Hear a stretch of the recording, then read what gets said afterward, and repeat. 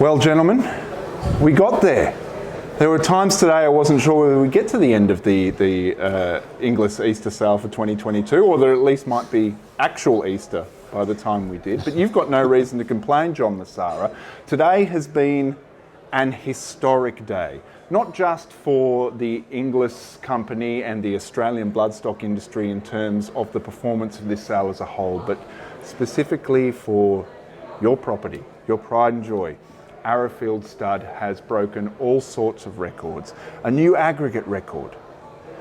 First stud to break $30 million aggregate.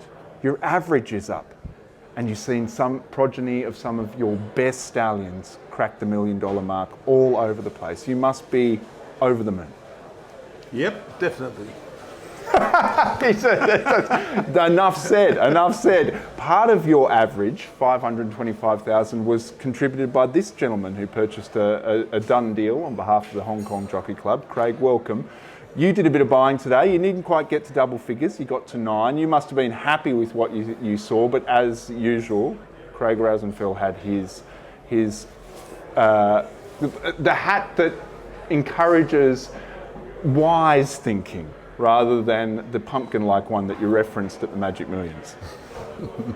Thank you, Gus. Yeah, it's a lot of work goes into this sale. It's a lot of pressure in terms of high dollars and decisions you got to make. But very thankful that the chips fell my way this way, and it was a successful sale for myself and for my clients, including the Hong Kong Jockey Club. So. It sure was. Delighted. I mean, Boom, this is the first time you've ever bought a 7-figure yearling. Tell me what was sort of going through the mind as it was getting up there. And the Hong Kong Jockey Club's not known for spending 7 figures on yearlings, are they, John? No.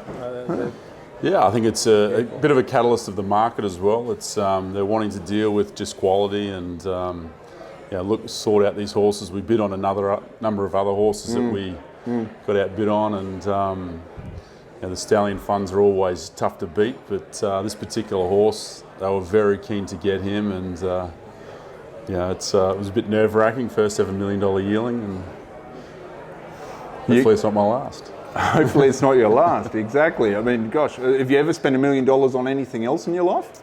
I bought my first house that we live in for $1 million, and I was talking to my wife today. We're doing some renovations and had to get it revalued, and thankfully it's gone up. So, so the yearling's still only the second most expensive thing. Exactly, that's it. John, let's talk about the sires, the money makers for Arrowfield, because for years, Redute's Choice, your pride and joy, your passion led the way. I mean, his numbers of 7-figure yearlings over the years were extraordinary. But what we're seeing now, not just from Arrowfield, but from the Australian breeding industry as a whole, I think is a little bit of a broadening of the leading sires across the board. And you have a real lineup of heavy hitters. It's not just a one-horse schnitzel operation anymore. No, although he is the leader, and we have to be cognizant of that, and have to keep searching for his successor, although we think we've got him in the ranks. Right. And you'll have to guess which one I mean by that. It's tough to. Well, we've been lucky, I have to say, to start with Danehill, Redute's, and Schnitzel over the period, with some other very, very handy horses alongside them. So the sire maketh the stud. It's really important for a stud like ours, with big broodmare holdings, to have a really commercial sire. So that's the thing I do most of, is research stallions all over the place, see if we can identify something worth supporting or acquiring. And then of course today you've got these stallion funds moving into the marketplace and buying yearlings in the hope that they'll become Group 1 winners and ultimately stallions. That's another course to take. Yeah. But that's not a course we've elected to take at this stage. I don't say that we mightn't do it in the future, but at the moment we're going about it in a slightly different way. But we've been very, very fortunate to have a horse like Schnitzel, I've got to say. And we should also mention his paternal half-brother, who we saw the last yearlings go through the sale this year. 9, not a single doubts, and how wonderful it was to see John O'Shea pick up one for over $1 million. Although John probably thinks he should have paid less and did his homework. But John raced some of the first Not a Single Doubt. So I remember him racing Not a Snipper Doubt in his very first crop when Not a Single Doubt was on a very small fee. So it's quite nice to see the full circle happen there with somebody who backed the horse from the start, to see he's risen so high. Absolutely. We've had the Not a Single Doubts and the Flying Spurs and horses of that ilk coming from the same sire line, but they haven't had the long-standing success of Snitzel, who continues week after week to produce new stakes winners. Yeah. It's amazing. He's 19, but he's still doing it with the same level of consistency as he was doing it when he was 8 or 9 or 10. So it's terrific. It really is terrific, and he's helped us get to this position of being able to come up with a decent aggregate. Yes, a decent aggregate. Well, that's also, they've broken another record for understatement of 2022. A decent aggregate. I like that. It's been a challenging week in many ways for you, John, and leaving your post at Racing Australia. And the man to your left has obviously also got a national role of sorts. Boomer, in your role with the FBAA, any takeaways from an FBAA perspective for this sale? I know a lot of your agents were active. Yeah, absolutely. They're obviously over the last few years we've made some sweeping changes, and JM was very pivotal in that advice and guidance and mentoring me through that. Is that right? Through that period, he's had a lot of experience in those sort of areas of the industry and other parts of other industries. So it's very fulfilling for me now to see what's happened this sale series.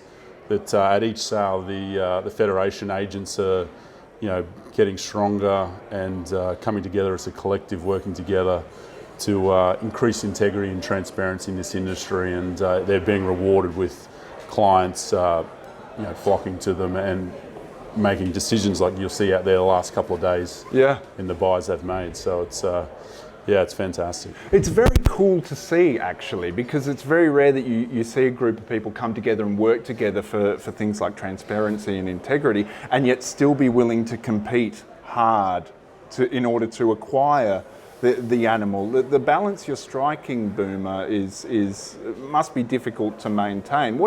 Is that a fair observation, I think it John? is, but it's been a long time coming, and I was pleased to assist Boomer in any way that I could, because I think agents play an important role, and they must be trusted, and they must operate with integrity and honesty, and I'm pleased that they've set the high standard now, and I think that will be a good thing for the industry. Yeah.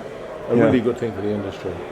So, with the benefit of reflection, because this isn't the last sale of the year. I mean, for most people in the industry, it's back to work tomorrow to get ready for the next one. There's always another one, but this is the final major for 2022.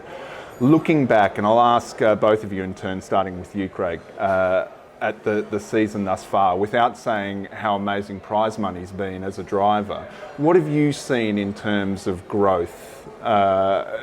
Organic growth, not driven by prize money, from the buying bench and from what these guys are bringing to the market with their horses? Yeah, I think during COVID it gave people a lot of time at home, and racing continued through that period. Yes. And I know a lot of my friends who aren't involved in horse racing that they opened betting accounts while they were during that period, and now they're still continuing with that. They've still got an interest, and as that peaks, they're even sort of now following the sales. So I think it's something that people it's a bit more urgency with some of my clientele now, that they want to get on with it and get stuck in, and you've seen that throughout the sales. John, you said to me at the Magic Queens that the COVID pandemic lent you a bit of perspective. Yeah, I have a totally different view, not to Boomer necessarily, but to the marketplace, about what's caused this inflation in prices. And by the way, I think the average here will be up about 10%, which is not inconsequential after a very good year last year. But I think a lot of it's to do with COVID, and with the government continuously telling us about the risks involved, and people, I suppose, getting in touch with their mortality all of a sudden. Even younger people thinking to themselves, gee, you know, I might die from this. And I think the psyche's changed, and people are spending their discretionary dollars far more freely than they might in other years. Enjoying them. Enjoying life, thinking to themselves, well, I might be around for as long as I thought I was going to be around. And I think that sort of continuous sort of government press release and continuous advice from government, etc., and the lockdowns, and they've changed people's psyche a bit. Add into that very low interest rates and a sort of pretty good economic cycle. We're a good part of the cycle at the moment. There's been a lot of money growth. And I would say that all of those things together, and prize money increases, they certainly haven't got in the way of an increase. They've helped, but they're not the major driver in my opinion at all. I think all these other things have done for racing what they've done for other asset classes, such as boating and houses, and you've seen an inflation in all the values of those other asset classes, and horses fall in the same boat. So that's what I put the strength of the market to, rather than anything else. Be a little less Scrooge McDuck and a little bit more Van Wilder. I like that outlook. It's terrific. Let's project forward before we wrap up, because I know you both want to go and celebrate over a couple more of these ones and possibly have a sleep. After you've had a sleep, John, what's the next thing on the agenda? What happens tomorrow? What are you looking forward to as we move out of Easter 2022? To smile at my bank manager and having him smile back at me. Yeah, I was gonna, when he sees the deposit that's going, important. you know, I imagine there'll be That's a huge important. smile. No, but fundamentally, we now move into broodmare sales, and we've made a decision to sell 80 odd broodmares because we can't find adequate trained staff to manage the operation at its current size. You know, we just can't. So instead of trying to keep fighting that, we're going to reduce the size of our broodmare band. And you're calling it a reduction, or is this a sort of below the line No, statement? it's a reduction. It's a reduction sale, and there's some nice orders in there. But that's something that we're doing, so we're planning that at the moment. And then, of course, we move into the announcement of our service fees, and before you know it, the breeding season is upon us. So there's no rest for the wicked here. Boomer's eyes lit up when you said you were going to get rid of some of your stock. Has that changed your plans, or what have you got coming next, Craig? I'll go home tomorrow, kiss my wife, hug my kids, and get on the lawnmower for the next couple of days. And then, I've already spent the last couple of months in the spare time working on matings for my clients. It's something I really enjoy and put a lot of time into. So He hasn't asked me for my input yet, but that moment will come. It'll be off camera. You have to now, by the way. This is a binding contract. That camera. yeah, so but the yearling sales are always fun, and it's for me the broodmare sales, it's something that it's a big passion of mine with the pedigrees and the clients that I do work for in that space. So it's and also the weanlings, having a look and seeing what these new stallions, what the foals look like, and it's another phase of the business, in the bloodstock business, that transitions over, but it's a part that I thoroughly enjoy. Yeah. Look, Gus, we've worked out that there's probably only a month off for people in the horse industry. It's the month of July. None for Boomer, because he's coming to Arrowfield to mow your lawns. Oh, is that what he's doing? All right, well, I'll tell you what. I do enjoy mowing the lawn. There's plenty to mow up there with all the rain we've had, I can assure you. But look, we sat down the other day and talked about what time off we had in this industry, and there's very little time, because between sales and racing and breeding, there's probably the month of July. Yeah. That's it. Yeah. I'll be in Delmar then. That's it. You're busy in July as well. Global calendar. I know we need to wrap up, but I want to explore this just a little bit. Is this sustainable, given the staffing issue you've already identified in this chat? Look, I've found over time that bloodstock values move with economic cycles.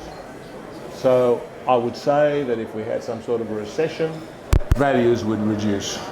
However, if things keep going, interest rates remain low, yes, it will sustain. But I've got a chart at the office which charts the Easter Yearling Sale average against the All Ordinaries Index, stock market index. And the similarity is amazing, which just goes to say basically that the economy of racing and breeding, or mainly breeding, moves with the economic cycle. It's not much different. We look for reasons why it does something, but it's basically it moves with the economy. Yeah. And so, as it has over the last 40 or 50 years, it'll do so again. At the moment, we're in a propitious period where interest rates are very low, there's a lot of cash around, etc. And so things have been buoyant. But if the squeeze comes on and we have a little recession, you'll find that things will slide down a little bit. But that's all. That's life. Yeah. Yeah. Well, I wish you both propitiousness. God bless you. Thank you for joining me for a yarn. Cheers and congratulations. Thank you.